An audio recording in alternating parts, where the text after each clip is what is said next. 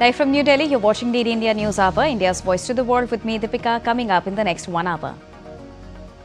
External Affairs Minister Dr. S. Jaishankar delivers stern message on Pakistan in Brussels, reframed the India-Pakistan conflict as India versus Terroristan, emphasizing India's zero-tolerance stance on terrorism. I would urge you to make it, don't think of it as India-Pakistan, think of it as India-Terroristan. Defence Minister Rajnath Singh slams UNSC for naming Pakistan in anti-terror panel, says it is like asking a cat to guard milk, also suggests Pakistan to seek India's help if it can't deal with terror on its own soil. Los Angeles protest continues for the 5th day. Hundreds of Marines deployed to quell protests in the city. Curfew imposed while Trump claims Los Angeles being invaded by foreign enemy.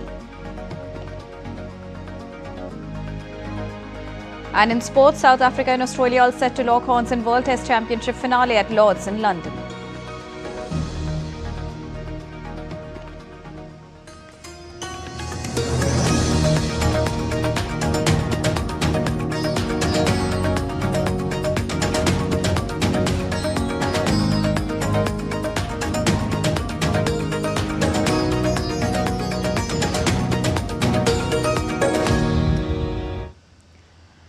External Affairs Minister Dr. S. Jaishankar on Tuesday sharply criticized Pakistan during his official visit to Brussels, labeling it Terroristan while urging the international community to adopt a zero-tolerance approach towards terrorism and nuclear blackmail. Speaking at a joint press conference with European Union High Representative for Foreign Affairs and Security Policy, Kaja Kallas, Jaishankar said the current situation should not be viewed as a conflict but two states, but as India's response to terrorism. This is not a conflict between two states per se. This is actually a response to the threat and to the practice of terrorism. So, I would urge you to make it, don't think of it as India-Pakistan, think of it as India-Terroristan. Kaja Kallas also reiterated European Union's strong condemnation of Pahalgam terrorist attack. She stressed that India has the right to protect its citizens in accordance with the international law. I want to reiterate the EU's strong condemnation of the terrorist attack in Pahalgam, Jammu and Kashmir. Those responsible must be held accountable. India has the right to protect its citizens in accordance with the international law. Now, the joint presser came as the two sides concluded the first India-European Union strategic dialogue. In all, the two sides held a productive discussion on deepening cooperation in defence, maritime security, counter-terrorism, cyber and AI, space and defence industry collaborations. They also shared perspectives on Indo-Pacific situation in Europe and West Asia. In all, Dr. S. Jaishankar stressed that as political democracies, market economies and pluralistic societies, India and the European Union share many convergences in an increasingly multipolar world. Earlier, Dr. S. Jaishankar called on European Union Commission President Ursula von der Leyen. The minister welcomed her strong condemnation of terrorist attacks in Pahalgam and solidarity in combating terrorism. The two leaders discussed efforts underway to deepen the India-European Union partnership. They also agreed on the potential benefits of stronger cooperation in trade, technology, connectivity and security for both the regions.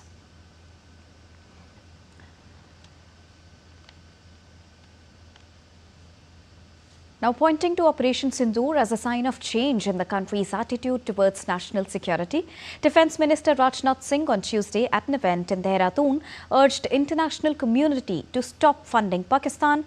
He said that a large part of this financial aid is spent on terrorism.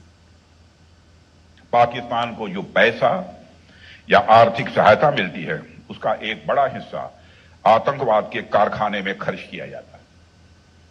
और ये बात पूरी दुनिया के सामने आ रही है। पाकिस्तान को फंडिंग का मतलब है आतंकवाद के इंफ्रास्ट्रक्चर को फंडिंग।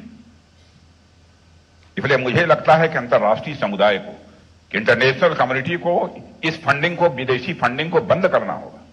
पाकिस्तान आतंकवाद की नर्सरी है, इसे अब खाद पानी नहीं मिलनी चाहिए। Defence Minister Rajnath Singh has come down heavily on the United Nations for what he described as a shocking and ironic decision to appoint Pakistan as the Vice Chair of the UN Counter-Terrorism Committee. In a strongly worded statement, Singh said the move is akin to making the cat guard the milk, especially when the world knows Pakistan's long-standing track record of sheltering and glorifying the terrorists. हाल के वर्षों में United nation ने के कई निर्णयों पर सवालिया निशान लग रहे हैं। साथियों, सबसे हालिया उदाहरण है कि संयुक्त राष्ट्र सुरक्षा परिषद द्वारा पाकिस्तान को काउंटर टेररिज्म पैनल का वाइस चेयर यानी उपाध्यक्ष बनाया गया है। और हैरानी की बात यह है कि यह काउंटर टेररिज्म पैनल 9/11 हमले के बाद गठित किया गया था। और हम जब जानते हैं कि 9/11 का हमला किसने किया था, और यह भी किसी से छिपा नहीं है कि उस हमले के मास्टरमाइंड को पाकिस्तान ने शरण दी थी। यह तो एक तरह से बिल्ली से दूध की रखवाली करवाने वाली बात है मित्रों। और पाकिस्तान को काउंटर टेररिज्म पैनल का वाइस चेयर और यानी उपाध्यक्ष बनाया जा रहा है। इससे बड़े दुर्भाग्य की बात क्या हो सकती है? आज मैं इस फोरम से कहना चाहता हूं कि इंटरनेशनल कम्युनिटी को इसका कॉग्निजेंस लेना चाहिए। The Defence Minister went on to reiterate his previous advice to Pakistan, saying that Pakistan should seek India's help if it is unable to take action against terrorism on its own soil. Bharat चाहता है कि आतंकवाद पाकिस्तान सहित पूरी दुनिया से खत्म हो, क्योंकि यह पूरी दुनिया के लिए एक गंभीर चुनौती है। साथियों, मैंने तो पहले भी पाकिस्तान को सलाह दी थी और आज मैं फिर से कहना चाहता हूं कि अगर आपसे पाकिस्तान में आतंकवाद के खिलाफ प्रभावी कार्रवाई नहीं हो पा रही है तो भारत आपकी मदद करने को पूरी तरह से तैयार है। भारत की सेनाएं आतंकवाद के खिलाफ सरहद के इस पार और सरहद के उस पार भी कार्रवाई करने में पूरी तरह से सक्षम है। Moving on, the EXIM 04 mission slated for launch on today, that is the 11th of June, for sending first Indian Gaganyatri to ISS has been postponed. Taking to social media platform, Indian Space Research Organization's chairman, Dr. V. Narayan said, and I quote, "As part of launch vehicle preparation to validate the performance of booster stage of Falcon 9 launch vehicle, 7 seconds of hot test was carried out on the launch pad. It is understood that LOX leakage was detected in the propulsion bay during the test. Based on the discussion on this topic by ISRO team and with the experts of EXIM and SpaceX, it has been decided to correct the leak and carry out necessary validation tests before clearing for the launch. Hence, the launch of EXIM 04 slated for 11th of June for sending first Indian Gaganyatri to ISS is postponed." Unquote.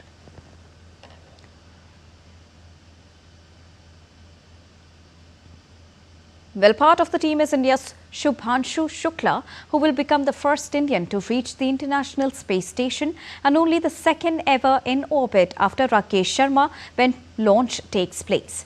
EXIM 04 mission, also known as Mission Akash Ganga, is a commercial space flight mission to the International Space Station. The mission is being conducted by EXIM Space, a US-based company, and is a joint effort with NASA, SpaceX and ISRO. Moving on, Prime Minister Narendra Modi-led government has completed its 11 years in the office. Up next, we revisit government initiatives in revolutionizing defence capabilities.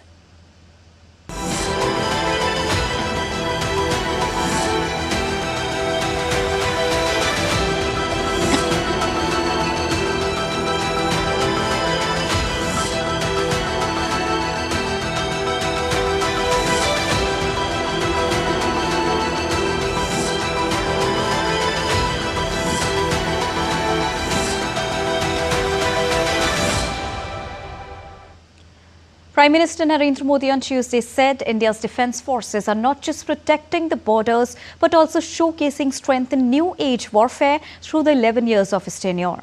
Prime Minister expressed pride in the collective resolve of the people of India and the unwavering determination to propel India towards greater self-sufficiency and technological excellence in defence sector. Responding to a post on X by MyGov India, Prime Minister Modi said that the last 11 years have marked significant changes in India's defence sector with a clear focus on both modernisation and becoming self-reliant when it comes to defence production. It is gladdening to see how the people of India have come together with the resolve of making India stronger. Now, in the last 11 years, India's defence sector has undergone a historic transformation under the leadership of Prime Minister Narendra Modi, which has led to stronger borders, modern armed forces, indigenous weapons, records, defence export and global trust. With a $4 trillion economy and a defence budget of $80 billion, India is destined for unprecedented progress. India's defence exports have surged by 334% since 2014, reaching 90 countries, while diplomacy has redefined the country's global role. This is a story of a new India, bold, self-reliant and respected across the world. The defence revolution under the leadership of Prime Minister Narendra Modi has transformed India into a self-reliant military power. The 2014 Make in India initiative reduced dependence on imports and boosted indigenous production.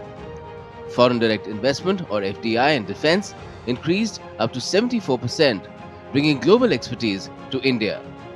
Over 5,000 companies are now promoting defence innovation, with exports reaching 90 countries. Operation Sindoor, launched on the 7th of May, showcased India's military precision. In response to the 22nd of April terrorist attack in Pahalgam, which claimed the lives of 26 innocent civilians, India struck 9 terrorist camps in Pakistan and Pakistan-occupied Kashmir, or POK, decimating them completely. Rafale jets equipped with Scalp missiles, BrahMos cruise missiles, and indigenous drones destroyed multiple targets, while the Akash Tir air defense system successfully neutralized Pakistani attacks, including drones and missiles. Bureau Report, DD India. Well, Modi government's 11 years journey has been marked by service and good governance. From ministers highlighting their achievements to chief ministers showcasing milestones, the Bharatiya Janata Party is in full outreach mode as it celebrates over a decade in power. Narendra Modi's government at the centre has completed 11 years in power, a journey that began in 2014, reaffirmed in 2019 and strengthened again in 2024. These 11 years have been marked by the mantra of service, good governance and welfare of the poor. As part of the government's anniversary outreach, union ministers are holding press conferences to highlight key achievements. This is the boldest statement, this is the golden journey from 14 to 25, from fragile 5 to top 4. Today we are in the 4th position in the global economy. Modi ji ने जो हमारे सामने विषय रखा है, by 2047 देश को विकसित भारत इस नाते से और हम देखना चाहते हैं। तो ये यात्रा लगातार सुखद बढ़ रही है और आने वाले 22 वर्षों में जितना काम हमने 11 वर्ष किया है उससे कई गुना मल्टीफोल्ड काम और भी करना है। BJP leaders across the country joined in. From major cities to state capitals, leaders showcased progress made under the Modi government. इन 11 वर्षों में नरेंद्र मोदी जी के नेतृत्व में भारत ने ऊंचाइयों को छुआ है। 4 करोड़ पक्के मकान बना कर दिए, 12 करोड़ शौचालय हों, 15 करोड़ घरों को नल से जल हो, 11 करोड़ के लगभग बहनों को रसोई गैस का सिलेंडर हो, 60 करोड़ लोगों को 5 लाख रुपए का इलाज आयुष्मान भारत योजना में मुफ्त में मिलना हो, यहाँ तक कि 81 करोड़ गरीब और ज़रूरतमंदों को मुफ्त अनाज दे रही है, तो मोदी सरकार दे रही है। नरेंद्र मोदी जी ने भारत के लोकतांत्रिक इतिहास में जितनी भी योजनाओं के माध्यम से राष्ट्र के उत्थान के लिए समर्पित भाव से काम किया है। Chief ministers of BJP ruled states also listed milestones. Bharat को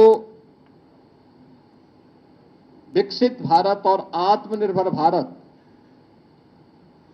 की एक सुदृढ़ नींव का निर्माण करते हुए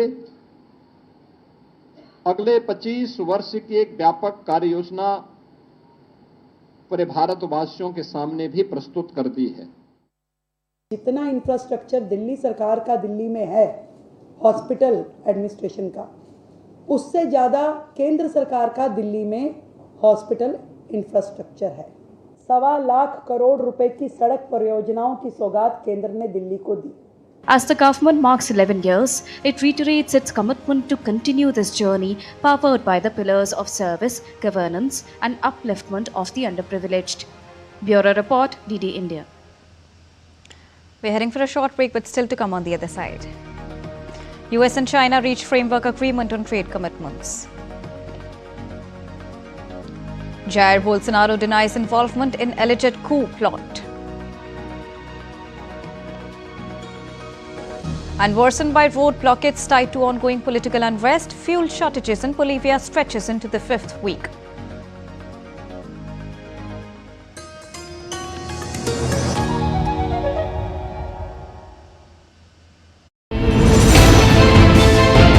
Geopolitics and trade deals. Economic challenges amid development. Hard work and the path to prosperity. It's the economy, always. Between walkers, money is what money does and says. Supply creates its own demand. Between the bulls pulls and bears tears. When supply chains globalization and India rises to the podium, we'll get you centered with the economic brief at 8 p.m. every Thursday on DD India.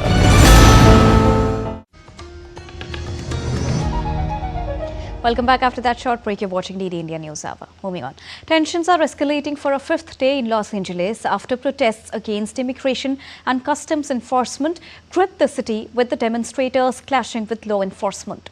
US President Donald Trump has deployed thousands of troops, including 700 active duty US Marines, to Los Angeles, despite California Governor Gavin Newsom saying the move is unnecessary and will inflame the situation. Trump claimed that Newsom and Los Angeles mayor paid troublemakers and agitators. In a hardline speech at an army base on Tuesday, Donald Trump said that Los Angeles was being invaded by a foreign enemy and vowed to liberate the city after days of protests sparked by immigration raids. Under the Trump administration, this anarchy will not stand. We will not allow federal agents to be attacked, and we will not allow an American city to be invaded and conquered by a foreign enemy. And that's what they are. A lot of those people were let in here by the Biden administration. They just poured right in. In Los Angeles, the governor of California, the mayor of Los Angeles, they're incompetent, and they paid troublemakers, agitators, and insurrectionists. They're engaged in this willful attempt to nullify federal law and aid the occupation of the city by criminal invaders. That's what it is. They're invaders. No different. Los Angeles mayor announced a local emergency curfew in effect for downtown Los Angeles starting tonight USA time. She said violence, crime and vandalism would not be tolerated, vowing the police would hunt down the wrongdoers.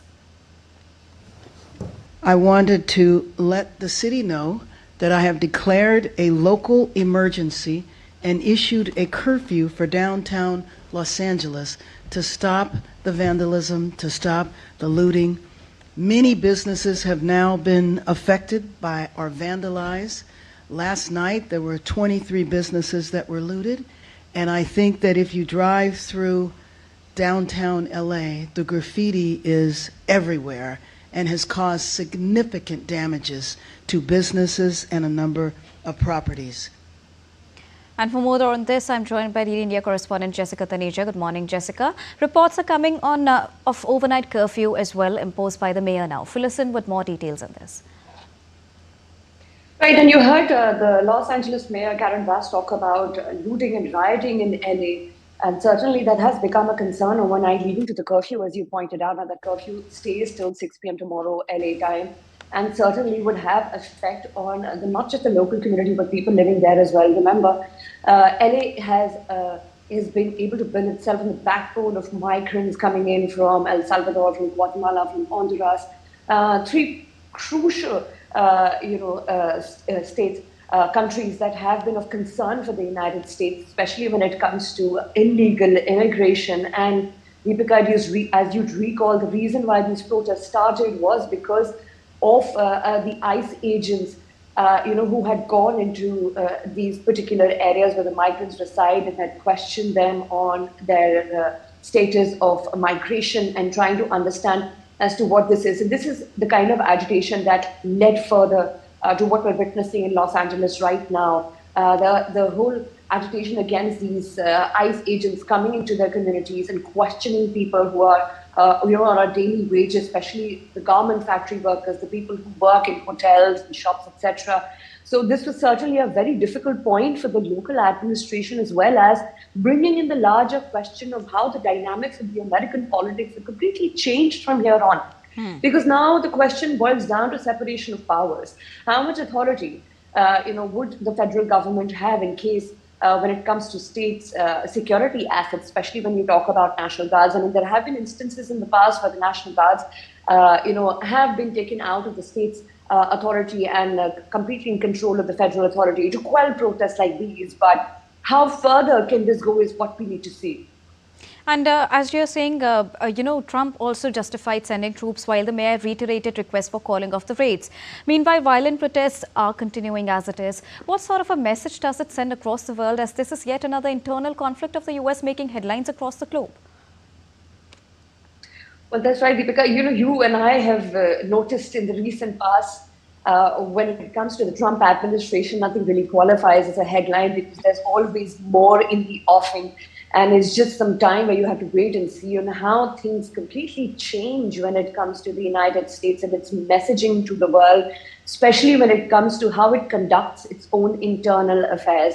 Now, given the current situation, there are many questions being raised. To what extent would the federal authority sort of overtake of what the state could do? Because if you look at the state of California right now, you observe the statements of the governor, Gavin Newsom. Even last night, you look at the statements coming from the mayor, Karen Bass, all seem to suggest that there is an ongoing tussle where the American President Donald Trump could float this suggestion on one of his press conferences, suggesting that there could be, an action taken against Governor Gavin Newsom if he fails to cooperate with the federal government when it comes to issues and protests and violent protests like this, where rioting has now, it's to the stage of rioting and looting, certainly calls the attention of National Guards and, of course, those troops being deployed at one of the Pendleton bases closer to, LA.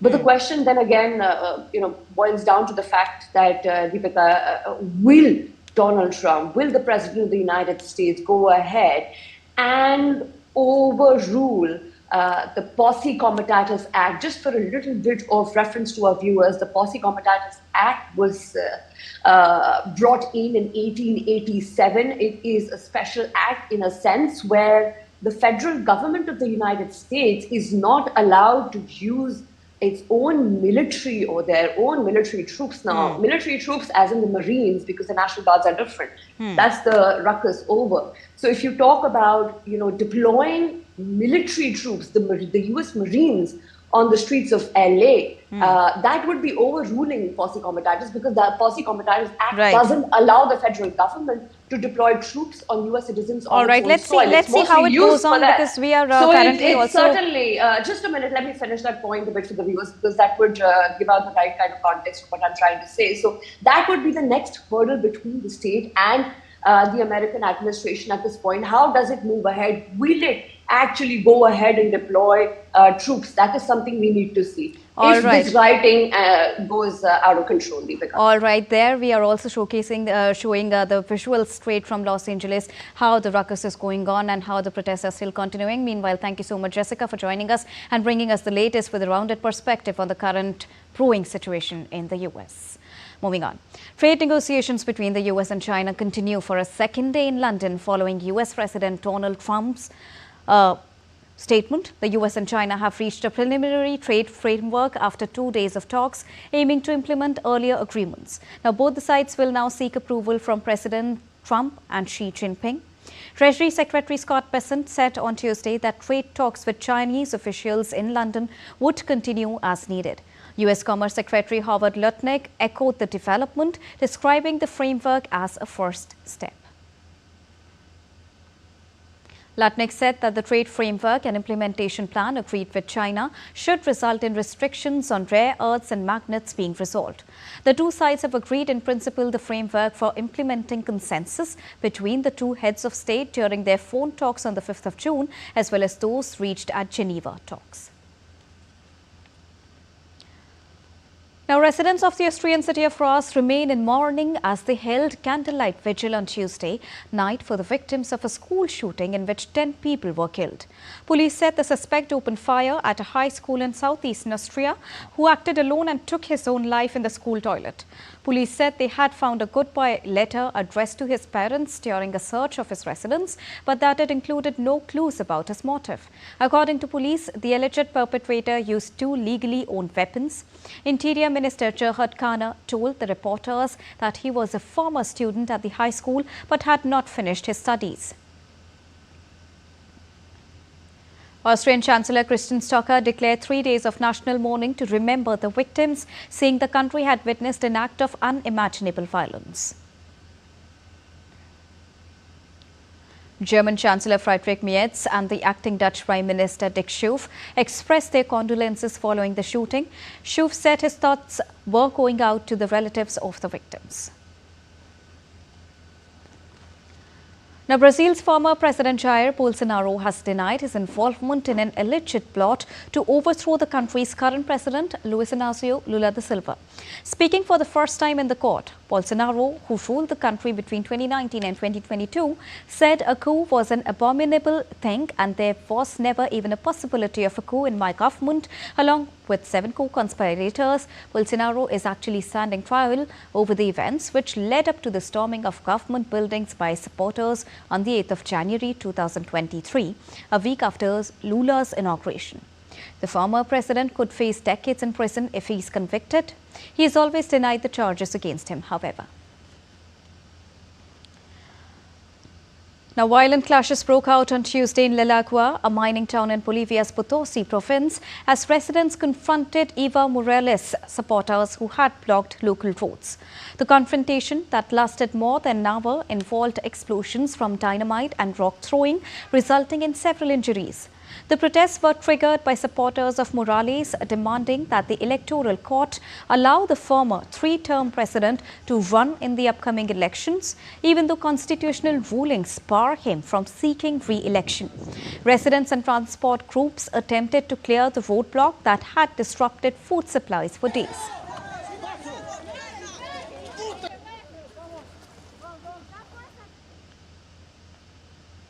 Meanwhile, fuel shortages in Bolivia has stretched into a 5th week, worsened by road blockades tied to ongoing political unrest.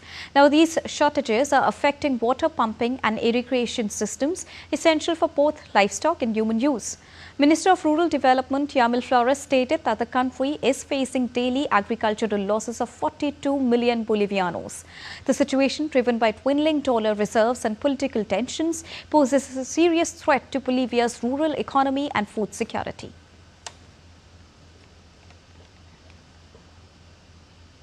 We are heading for a short break, but still to come on the other side. India's Environment and Science Minister calls for urgent global action on ocean health at the UNSC conference. Delhi likely to remain under extreme heat stress, predicts the Indian Meteorological Department. And Gujarat's Chief Minister attends Grand Yoga Camp organized at Ahmedabad Sabarmati River front.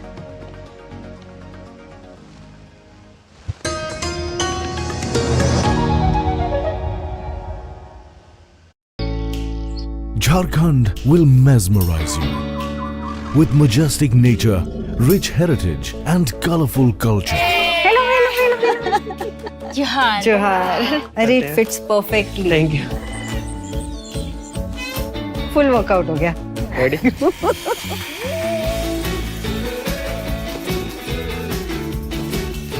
Postcards from Jharkhand on National Geographic.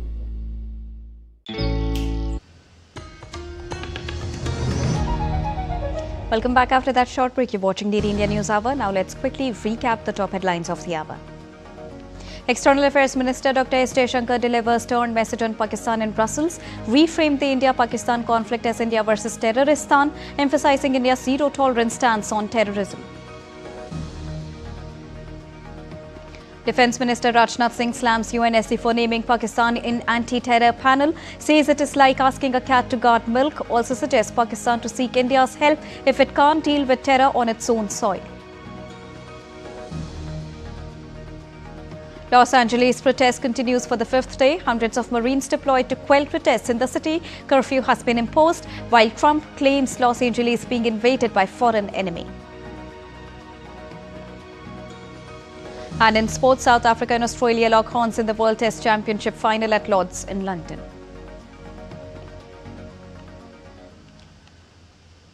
Jennifer Simons, the opposition leader in Suriname, looks poised to become the next president of the oil-rich South American nation after her party secured the most seats in last month's legislative elections, according to the official results. Well, the country's electoral body, the CHS, announced that Simons' National Democratic Party won 18 out of the 51 seats in the Congress, surpassing the centrist VHP party of current President Chan Santokhi. This victory positions Simons and the NDP to take the lead in Suriname's political landscape moving forward.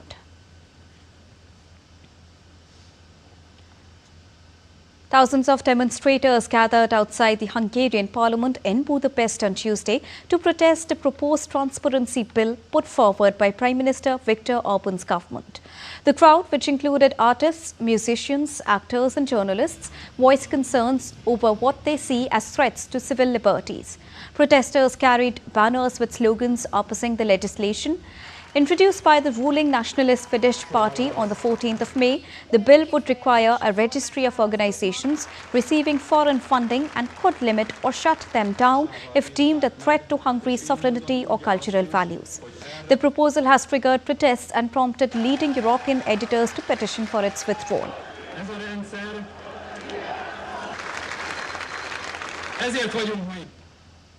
Argentina Supreme Court confirmed the guilty verdict against Fernandez de Kirchner on Tuesday, sentencing her to 6 years in prison for defrauding the state and prohibiting her from holding any public office.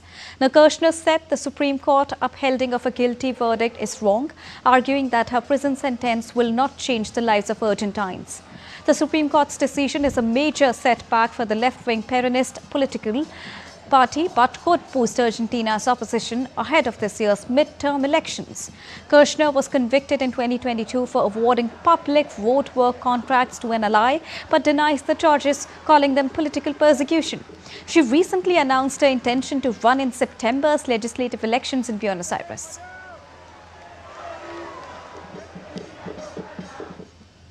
Lawyers and families of Venezuelans detained in El Salvador sought legal updates on Tuesday, nearly 3 months after their deportation from the United States. Venezuelan lawyers Walter Macias and Rayana Cardenas submitted a request to the administration of Salvadoran prisons to visit the detainees and gather information about their health and legal situation. The lawyers traveled to El Salvador representing at least 6 individuals from the group of over 200 reported migrants who were arrested.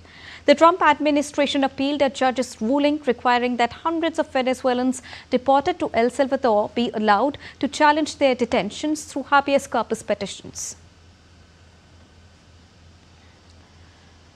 Ecuadorian police inspected the crime scene where 8 people were killed in 2 armed attacks in the country's largest city amid escalating violence between rival criminal gangs vying for control over lucrative drug trafficking routes.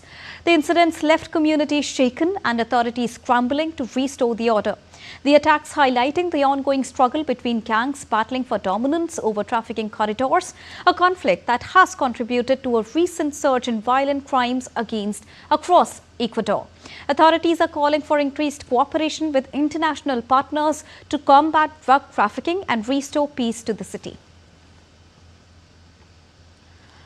Now, Costa Rican authorities seized 3,450 kilograms of cocaine concealed within a container of fresh fruit destined for the European markets. The smuggling attempt was discovered during routine scans at the Moine container terminal in Costa Rica's Limon province, where the authorities found the drugs concealed among legitimate produce intended for export. The Ministry of Public Security stated that with this latest bust, total cocaine seizures at Costa Rica ports have surpassed 13 tons so far this year.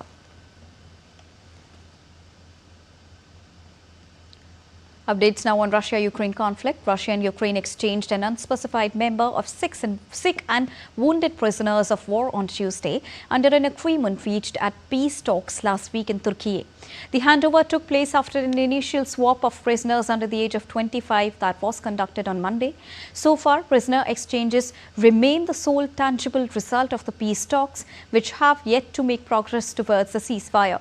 Now, last month, the largest swap was occurred with 1,000 captives exchanged from each of the side. During last week's meeting, both the parties also agreed to return the bodies of thousands of fallen soldiers, although this transfer has not yet happened. The Philippine Senate voted to send the impeachment case against Vice President Sara Duterte back to the House of Representatives. The House impeached Duterte in early February on charges of graft, corruption and an alleged assassination plot against one-time ally and a former running mate President Ferdinand Marcos. A conviction that requires the support of 2/3 of the Senate's 24 members would mean her removal as the Vice President and a permanent ban from public office. Now, Tuesday's 18:5 decision came just hours after the senators had taken their oaths as jurors and followed days of wrangling that had raised fears the trial process was headed for derailment. Now, to help curb the spread of dengue fever and other mosquito-borne diseases, AI joining the fight as delegates at the 8th Asian Dengue Summit in Manila will come with the innovation ideas to curb the menace. The summit, to be held on the 15th till the 18th of June, where dengue is a mosquito-borne tropical disease that kills about 20,000 people a year and infects hundreds of millions, will be on focus. At the University of South Florida, researchers are developing a mosquito trap that uses artificial intelligence to quickly identify the disease-carrying insect.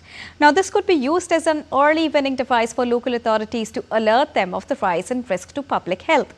Now, dense population in cities exacerbate the spread of the disease, usually more common in the monsoon season from June till September. A rise in temperatures and longer monsoons, both linked to climate change, have caused a spike in mosquito breeding, driving the rapid spread of the disease. French President Emmanuel Macron on Tuesday met with leaders of Pacific Island nations on the sidelines of a United Nations Ocean Conference in the southern French city of Nice. Macron discussed the impacts of climate change to the Oceania nations, one of the regions most prone to rising sea levels, and said Paris will use its diplomacy in close link with a common interest in the Pacific. France possesses overseas territories in the Pacific that includes New Caledonia, French Polynesia, and Wallis and Futuna. The meetings comes as delegates are meeting for the UN Ocean Conference in Nice, during which Macron said the International Treaty on the High Seas that focuses on conservation and sustainable use of maritime areas beyond national jurisdictions has received sufficient support to take effect early in 2026. Earlier on Tuesday, India's Environment and Science Minister spoke at the conference and called for urgent global action on ocean health. He stressed that the last 11 years of the Modi regime have seen major strides in deep-sea exploration, marine plastic cleanup and sustainable fisheries. He said that there has been a nationwide single-use plastic ban and over $80 billion worth of blue economy projects. The minister stressed that Samudrayan project is expected to deploy India's first manned submersible by 2026. He thus shared steps to ensure implementation of Sustainable Development Goal number 14, focusing on life below water. Under the leadership of Prime Minister Narendra Modi, I am pleased to reaffirm India's unwavering commitment to the Sustainable Development Goal SDG 14. Since the second United Nations Ocean Conference, India has made significant progress, which is also relevant to the theme of this year's conference, that is, accelerating action and mobilizing all actors to conserve and sustainably use the ocean. He further said India is taking steps to protect its large and rich marine areas. I think this was also an opportunity for us to share with the other parties, with the other delegates, that India has already signed the BBNJ, which is Beyond Biodiversity Beyond National Jurisdiction Agreement. And the process of ratification is going on, which means that India has already committed itself also in writing to the cause of conserving the oceans, to the cause of maintaining the biodiversity, and to the cause of health of the marine environment. I think this was also. Now, with the mercury showing no signs of easing, Delhi is likely to remain under extreme heat stress. The national capital on Tuesday recorded its highest maximum temperature of the season at 43.8 degrees Celsius. With heat wave conditions gripping the capital, the Indian Meteorological Department has warned that the extreme heat is expected to continue in the coming days. The Weather Observatory has also issued an orange alert for heat wave for Delhi on Wednesday, with the maximum temperature for the days forecasted to reach 44 to 46 degrees Celsius. Dusty winds and heat wave warnings were issued across parts of Rajasthan, Punjab and UP. As a 10-day early monsoon set in Kerala, record rainfall and gusty winds featured the coastal states gradually progressing towards the northeast. Heavy rainfall with thunderstorms were predicted in Tamil Nadu, with northern regions of Andhra Pradesh that have been placed under orange alert by the IMD. And to get you more on this, I'm joined by DD India correspondent Taposh Bhattacharya. Good morning, Taposh. What is the latest that we are tracking on the heat wave condition? We saw the grueling summer condition that is hitting the Delhiites across the past 2 days. Taposh.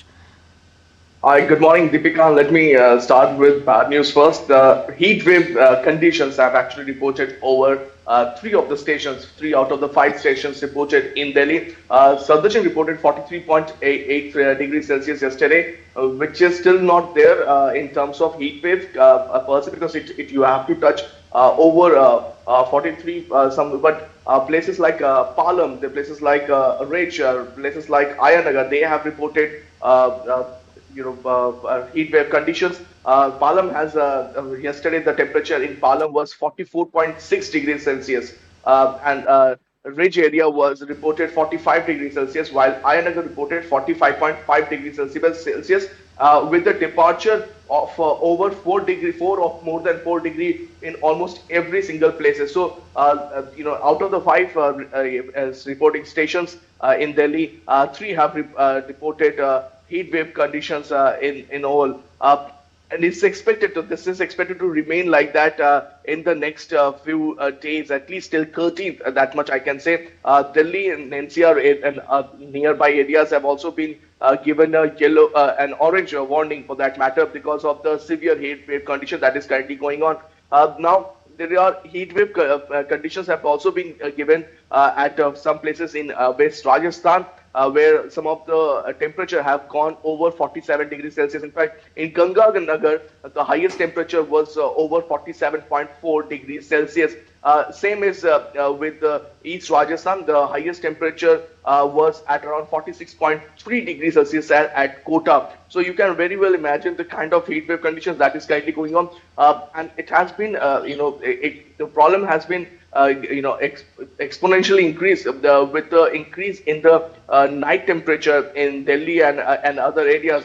In general, Delhi, we have seen the night temperature at around 9 o'clock in the night. It was still over 35 degrees Celsius. So that kind of sums up the way Delhiite has been facing. There won't be any respite till 13th, where we expect some sort of a hailstorm and rainfall activity on 13th. But till then, it's going to be a very, very difficult period for people in the northwest part of the country. All right. Thank you so much, Tapush, for joining us and bringing us the latest on weather conditions across India. And now it's time to take a look at other stories making news around the country in brief. Snan Yatra festival of Lord Jagannath, Lord Balabhadra and Devi Subhadra begins at Sri Jagannath Puri temple, symbolizing their purification before their grand journey to the Gundicha temple. Priests performed rituals, bathing the idols with 108 pitchers of aromatic water drawn from the temple's golden well. Devotees gathered at Triveni Sangam to take a holy dip in the Ganges river, marking the auspicious occasion of Jesht Purnima. This day holds significant spiritual importance, with many devotees observing fast and offering prayers to Lord Vishnu and Goddess Lakshmi, seeking blessings for prosperity and well-being.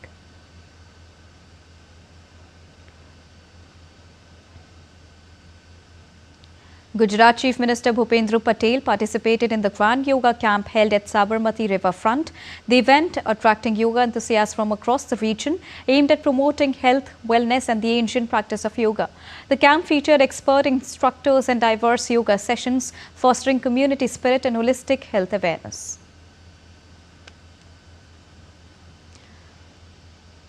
Time to take a short break, but still to come on the other side. India's trade agreement with European Free Trade Association to come into effect in the month of October this year. And in sports, England beat West Indies by 37 runs in 30-20I to complete 3-0 series sweep. And India's Lucknow City's Hanumat Dham hosts unique art exhibition.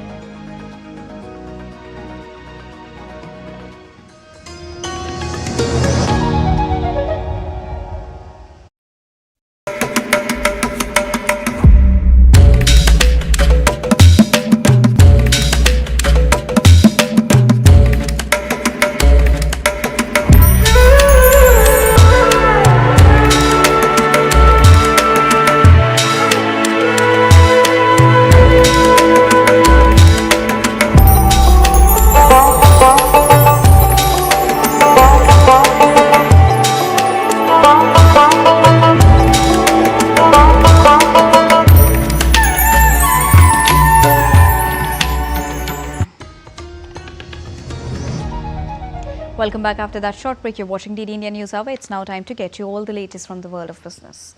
Well, India's trade agreement with the European Free Trade Association, comprising Switzerland, Norway, Iceland and Liechtenstein, will come into effect in October.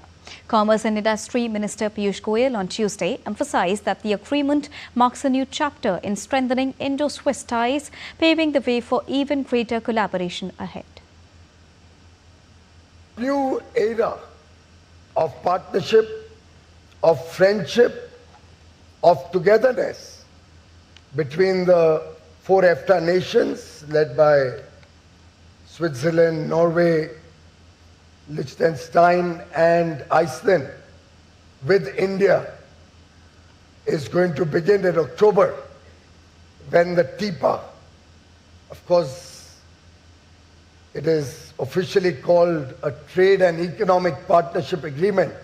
I look upon this as a trust and efficiency partnership agreement. Well, on March the 10th, 2024, the two sides signed the Trade and Economic Partnership Agreement, which will lower or eliminate duties on various products, including Swiss watches, chocolates and cut and polished diamonds.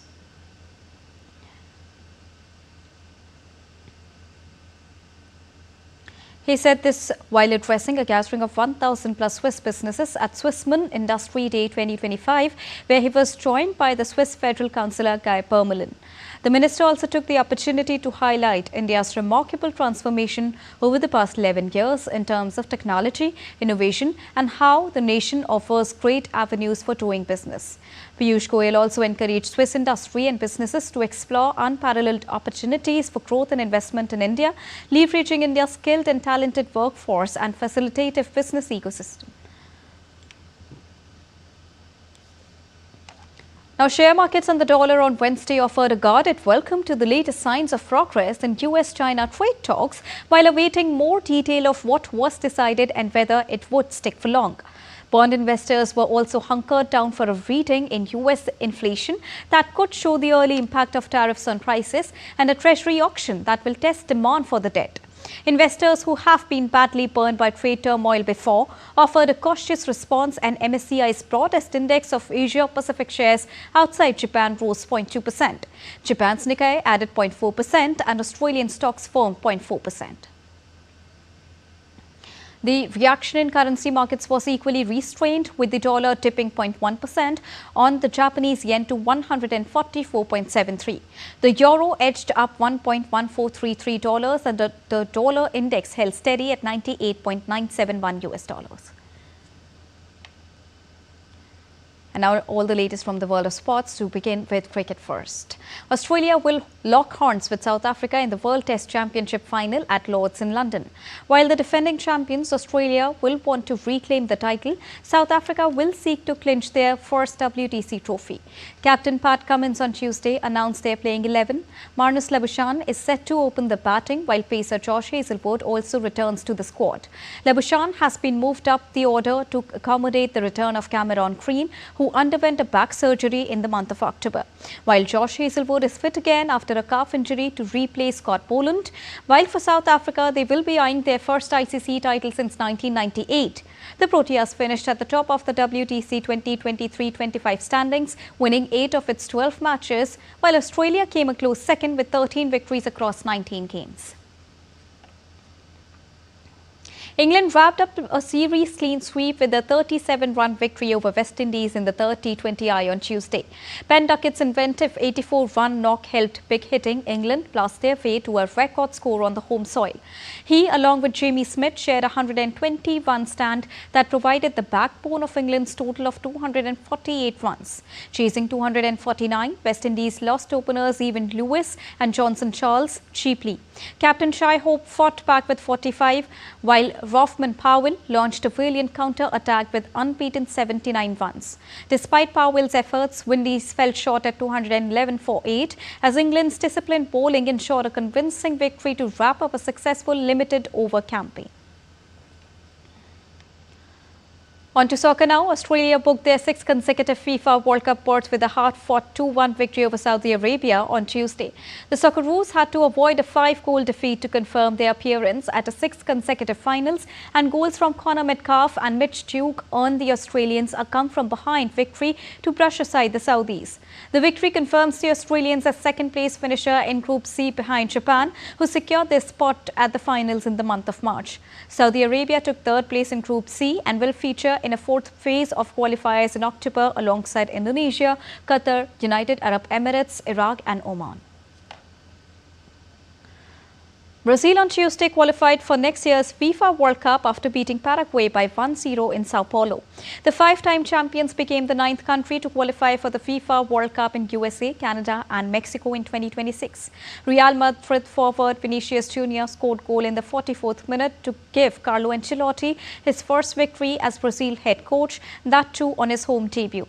The Seleção now sit 3rd in CONMEBOL, qualifying with 25 points from 16 matches and have confirmed a spot in the top 6, which are the automatic qualification places for the World Cup. With this qualification, Brazil continues to remain the only team to qualify for every edition of the FIFA World Cup. Indian shooter Elevenil Valaviran clinched bronze medal in the women's 10-meter air rifle event at the International Shooting Sport Federation World Cup in Munich on Tuesday.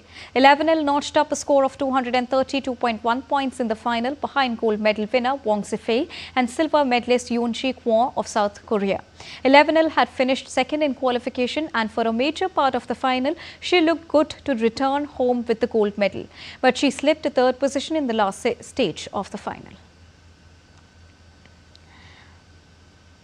Moving on, Hanumat Dham in Lucknow hosted a unique art exhibition that seamlessly blended spirituality with creativity. The event featured a diversified collection of artworks inspired by the life and teachings of Lord Hanuman, attracting art enthusiasts and devotees alike.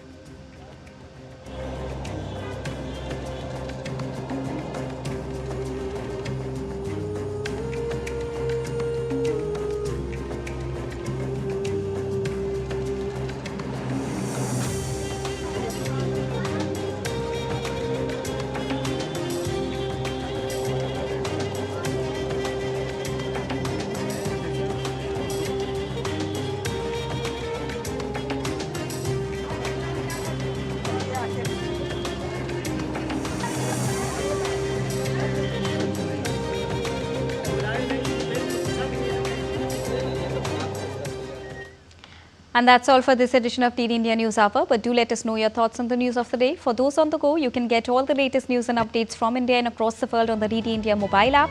The app is available on both Android and iOS platforms. Scan the QR code on the screen to download it right now. We'll be back with more news as it breaks here on DD India. I am Deepika, and from all of us here in New Delhi, thank you so much for watching DD India News Hour. Namaskar.